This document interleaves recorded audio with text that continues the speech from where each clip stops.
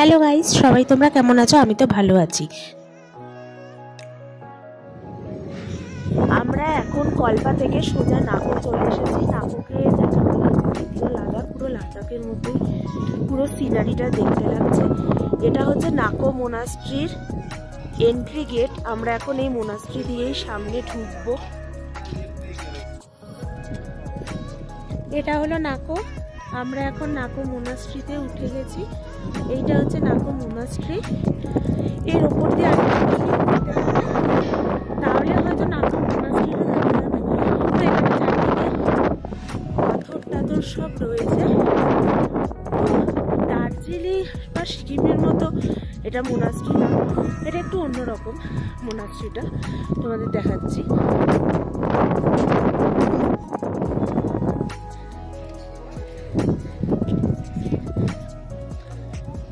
এটা হচ্ছে সব থেকে পুরোনো মোনাস্ট্রি, যেটা সকাল 6টা থেকে ওপেন হয়, সন্ধ্যা 6টা বন্ধ হয়ে যায়। আর এটা হচ্ছে নাকো মোনাস্ট্রির এন্ট্রি গেট।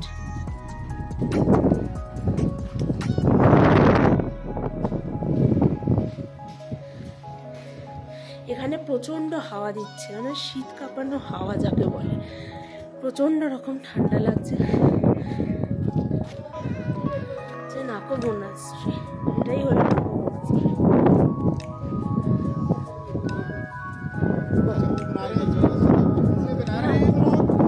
हाँ हेलो बोल दो दादा। हम सुबह है।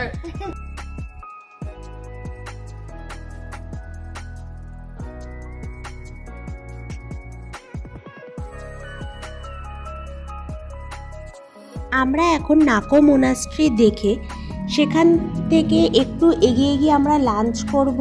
লাঞ্চ করে আমরা এখন চলে যাচ্ছি স্পিতি ভ্যালির উদ্দেশ্যে। রাস্তায় যেতে যেতে পাহাড়ের প্রকৃতি আর সুন্দর এই মেঘের দর্শন করতে করতে আমরা কিন্তু এখন চলে যাচ্ছি স্পিতি ভ্যালির দিকে। স্পিতি ভ্যালির দিকে যাওয়ার রাস্তাটা কিন্তু একটু দুর্গম ছিল। রাস্তাটা চারিদিক থেকে এত সুন্দর দেখতে লাগে যে চোখই যেন ফেরানো যায় না। সুন্দর নীল আকাশের মধ্যে যেমন সাদা সাদা মেঘ ভেসে বেড়াচ্ছে, তেমনি যেন দুদিকে পাহাড়, নিচে রয়েছে খাদ, আর দুটো পাহাড়ের মধ্যিখান দিয়ে রাস্তা। সেই রাস্তায় যেন আমরা ধীরে ধীরে এগিয়েই চলেছি। সময় যেন শেষই হচ্ছে না। কিন্তু রাস্তায় যেতে যেতে মনে হচ্ছিল যেন এই রাস্তা যেন কোনোদিনও না ফুরোয়। কেননা রাস্তাটা এতটাই সুন্দর লাগছিল, প্রকৃতির এতটাই অপরূপ সৌন্দর্য, যেন চোখই যেন ফেরাতে ইচ্ছা করছিল না। কিন্তু আমাদের তো এক সময় না এক সময় গন্তব্যস্থলে পৌঁছতেই হবে। আমাদের নাকো থেকে স্পিতি ভ্যালি যেতে কিন্তু সময় লেগেছিল মাত্র 3 ঘন্টা।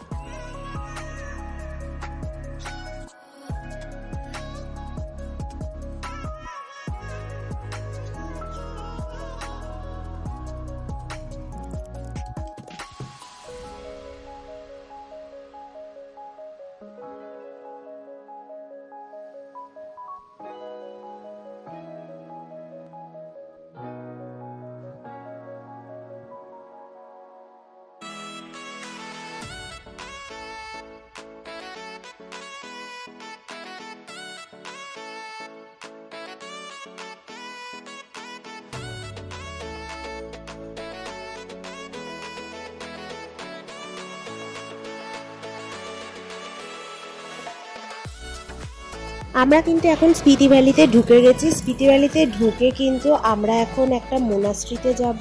সেখান থেকে আমরা কিন্তু হোটেলের উদ্দেশ্যে রওনা দেব।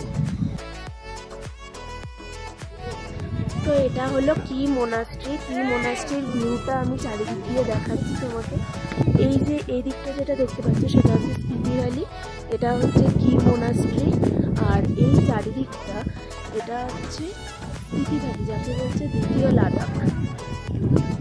আমি সামনের দিকে এগিয়ে নিয়ে যাচ্ছি ক্যামেরাটাকে, যতটা পাচ্ছি ক্যাপচার করছি।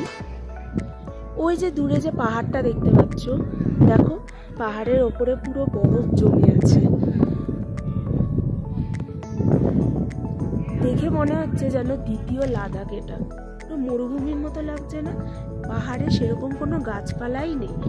এখানে আমরা অনেকটা কিন্তু ওপরে রয়েছি, প্রায় 14 থেকে 15,000 ফিট উচ্চতায় রয়েছি, যার ফলে অক্সিজেনের কিন্তু অভাব হতে পারে। আপনারা যদি আসতে চান স্পিতি ভ্যালিতে, অবশ্যই ইনহেলার নিয়ে আসতে পারেন অথবা অক্সিজেন ট্যাঙ্ক নিয়ে আসতে পারেন যাদের শ্বাসকষ্টের সমস্যা রয়েছে, কারণ এখানে অক্সিজেনের ঘাটতি দেখা যেতে পারে।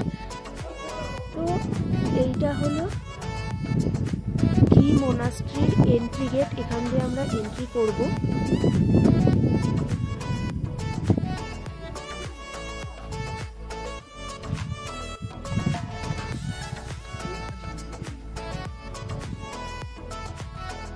এখান দিয়ে নেমে ফটোশ্যুট করাও যাবে। বেশ সুন্দর জায়গাটা, এরিয়াটা খুব সুন্দর, চারিদিকে পাহাড়, সামনে একটা মোনাস্ট্রি, বেশ সুন্দর।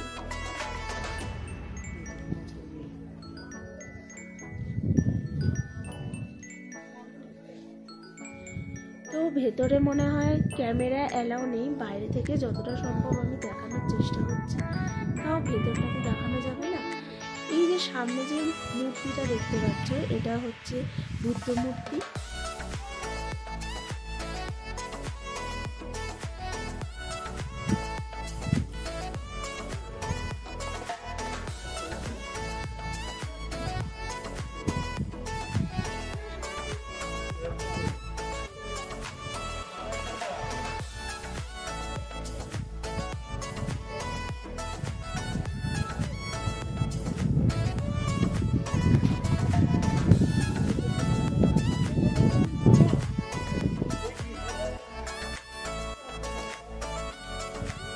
স্পিতি ভ্যালিতে তো এই মোনাস্ট্রিটা তোমরা দেখেছো, এবার আমি তোমাদের দেখাবো এখানকার মমি।